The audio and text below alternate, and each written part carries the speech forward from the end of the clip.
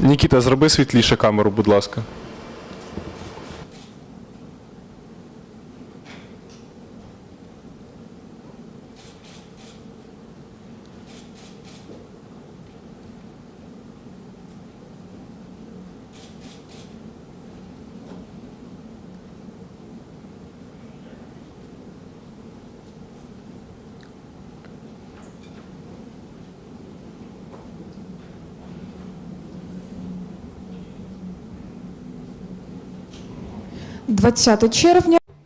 It's June 20, Ukraine Media Center, Ukrinform continues its operation. My name is Svetlana Shiporenko. Today the world commemorates an International Day of the Refugee. We know how many Ukrainian refugees are currently abroad. We have a lot of internally displaced persons due to the aggression of Russian Federation. And now we will be talking about the situation with Ukrainian refugees with Karolina Lindholm, UNHCR representative in Ukraine. You in Media Center Ukraine Forum. So today is the World Refugees Day. How do we mark this day in Ukraine, and what topic is central for this International Day in 2023 for the whole world? I think it might be connected with Ukraine.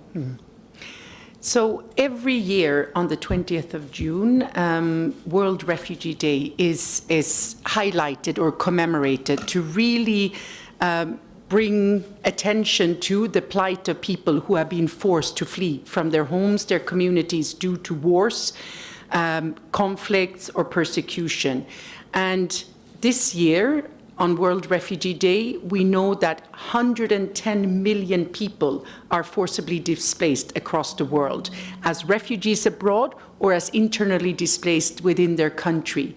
And this is a 19% increase since 2021. And a big reason for that increase is, of course, Russia's invasion of Ukraine, which has forced about a third of the population of Ukraine from their homes at one point. To flee within the country or flee abroad. And the theme this year, the global theme, is called Hope Away from Home, a world where refugees and internally displaced people feel included and can find solutions. And I think this theme is very, very relevant and important for the situation in Ukraine, because we know that the absolute majority of Ukrainians who have fled abroad to Poland, Moldova, Germany, other countries are really longing to return to their home in Ukraine. That's their biggest wish and desire to do so. We also know that the majority of internally displaced people are longing to return to their homes, and because we do surveys regularly on this. But we also know that both those who are abroad as refugees or internally displaced also hope that while they are displaced, they can recover from the horrible traumas of the war. They can find a new job, they can find somewhere to live, and they can feel included socially, economically in their new communities. So I think this global theme is very relevant for the situation in Ukraine today. Ms. Karolina, do you have an exact number of Ukrainian refugees in the world, or maybe in different continents, and how many children are there? So it's about 6.3 million Ukrainians currently who are abroad, mainly in European countries as refugees, seeking protection, mainly on temporary protection in European countries. And the majority are women and children. So it's a very high number still. Do we still have good and strong support from countries, or maybe it goes less than it was before and when the whole war was started? I think there is still a strong support and solidarity, and UNHCR every single day works to highlight the continued needs. We highlight that the invasion continues, people continue being suffering, fleeing due to attacks, and that those who have now been displaced for almost 16 months, over time, needs often grow. So we advocate with the international community for that. And I do think there is still a lot of support and solidarity, but it's important to keep that up, and we will certainly contribute to highlighting the plight and needs across Ukraine. The war in Ukraine is one of the most massive forced displacement crises in the history of the United Nations. What challenges did it bring to the UN, and how did it affect the activities of the UN Refugee Agency in Ukraine? Well, as you say, it's the biggest, it's the highest number of displaced people within the shortest period of time since World War II. And that, of course, brings enormous challenges because you need to respond to so many people within a short period of time. And also, as we know, when the invasion started, it affected logistics, ability to bring in supplies, to deliver supplies to frontline areas. But the government and the local authorities and the volunteers, the local organizations, were really leading this response, as they should be, and we were contributing to that.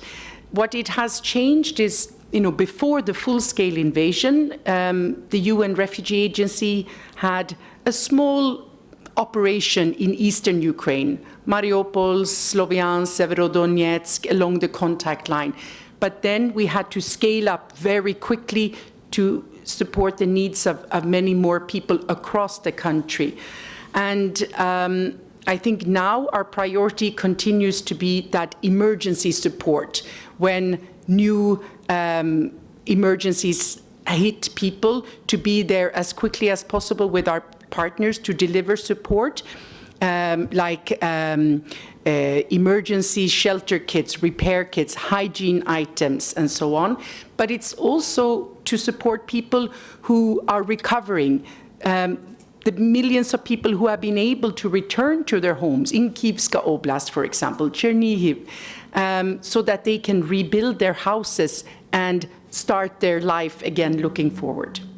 So about this, please tell us about the support that the UN Refugee Agency provides to Ukrainians, in particular this program you mentioned about housing reconstruction. Tell us more about this program, please. So this is one of the areas where UNHCR work. We're a humanitarian agency, so we don't do large reconstruction projects like development banks. But what we do is we do repairs of houses, new roofs, windows, doors, if there is a hole in the wall of an individual house or an apartment. And so far we have repaired 12,000 individual houses in different oblasts of Ukraine, and this work continues. Another more emergency response is the delivery of emergency shelter kits. It's a package with 10 items, tarpaulin, OSB, and so on, that people can use to make quick repairs. And that has supported, just this year, 76,000 people have been supported with emergency shelter kits. And last year, it was around the same number. We also provide construction materials so people can repair houses themselves. And then we are doing a pilot of prefabricated modular homes from a Ukrainian company that are delivered to families whose houses have been completely destroyed. So they can put this on their own land, in their garden, next to their destroyed house, and not have to live as a displaced person in a collective center or somewhere else. And that is scaling up this year. But last year, we supported 165,000 people with emergency shelter or this housing repair and support, including in collective centers. And this year, so far, 96,000 people. How people can apply for this house repairing program?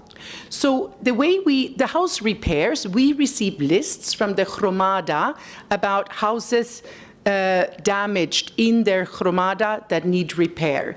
They send this to UNHCR, and together with our local NGO partners, we visit the houses to check if they meet the criteria for our house repair programs.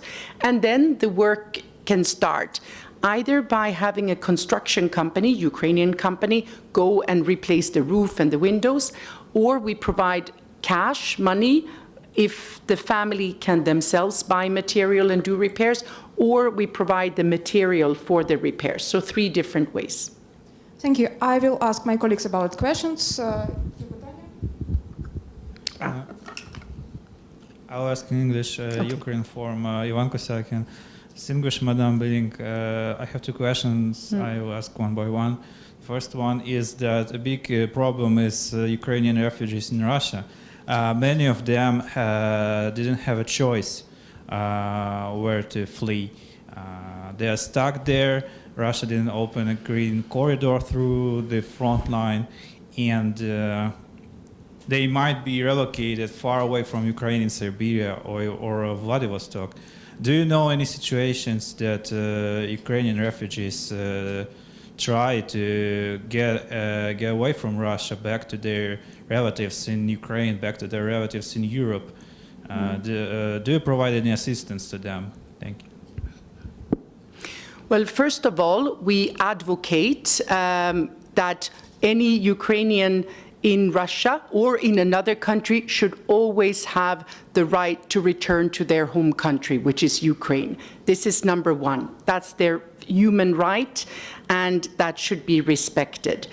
If there are Ukrainians in Russia who, for example, don't have documents or don't have financial means to travel back to Ukraine, then they can contact UNHCR's office there and seek support with this. We know that we know of Ukrainians who return to Ukraine, and this is ongoing, and that's very important that they are allowed to, admitted and able to come back. And our office is contacted by Ukrainians who have been in this situation, come back, and now, for example, need help to renew their Ukrainian documents. And the second question, we all are well aware about refugees in the EU countries, in our neighboring countries like Turkey, Caucasian countries, but could you name, please, some examples that Ukrainian refugees emerge in the distant countries, maybe in Chile, maybe in Japan, maybe in Thailand? Do you know these numbers? Thank you. Yes, there are a few, as you say, majority in European countries, but also in the United States, in Canada, Australia, or in South America. And you know, my colleagues who work in those countries are in contact with some of the Ukrainians who reached out and have established, you know, a life in these countries and are looking for employment or housing. So yes, the Ukrainians are, because they also have contacts in many countries from before the full-scale invasion. Mrs. Karolina, thank you very much for coming. Thank you for your information. Я нагадаю, що з нами була Кароліна Ліндхольм, представниця управління Верховного комісара ООН у справах біженців. Медіа-центр Україна Укрінформ продовжить свою роботу. Thank you very much. I'm reminding you that joining us was Karolina Lindholm, UNHCR representative in Ukraine. So stay tuned. Our team is working for the schedule for tomorrow. See you shortly.